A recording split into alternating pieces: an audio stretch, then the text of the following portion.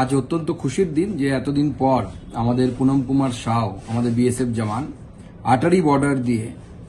ফেরত এলো ভারতবর্ষে এবং এটা শুধুমাত্র সম্ভব হয়েছে মাননীয় প্রধানমন্ত্রী নরেন্দ্র মোদীর নেতৃত্বে। এই যে আমরা যেটাকে বলি পরিবর্তিত ভারতবর্ষ, যে ভারতবর্ষ কোনো তার জওয়ানকে যদি কেউ অ্যাবডাকশন করে বা ধরে নিয়ে যায়, তার পরিবর্তে সেই দেশের জওয়ানকেও ধরে প্রয়োজনে সীমা পার করলে পরে তাদেরকে ধরে ভারত আটকে রাখে এবং তাদের সাথে বিনিময়ের প্রথার মতো নিজের জওয়ানকে নিজের দেশে নিজের স্ত্রীর কাছে নিজের পরিবারের কাছে ফিরিয়ে দেওয়ার মতো সাহস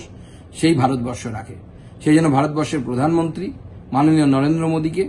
আমি অত্যন্ত অভিনন্দন জানাই এবং আমাদের সমস্ত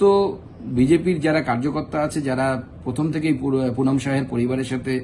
যোগাযোগ রেখেছিল, এমনকি আমাদের কাউন্সিলর সে পর্যন্ত পুনম শাহের স্ত্রীর সাথে সিওর সাথে দেখা করতে গেছিল, যেখান থেকে তাকে যে ইউনিট থেকে তাকে অ্যাবডাকশন করা হয়েছিল, অপহরণ করা হয়েছিল, সেই সিওর সাথে যখন তার স্ত্রী যায় এবং পরিবারের অন্যান্যরা যায়, তখন আমাদের কাউন্সিলর, স্থানীয় কাউন্সিলর মনোজ, সেও সেখানে গেছিল এবং পরিবারের সাথে তারা ছিল এবং প্রথম থেকে আমরা পরিবারের সাথে আছি। আমি নিজে কথা বলে তার স্ত্রীকে আশ্বস্ত করেছিলাম যে আমরা পুনম সাউকে ফেরত আনবই।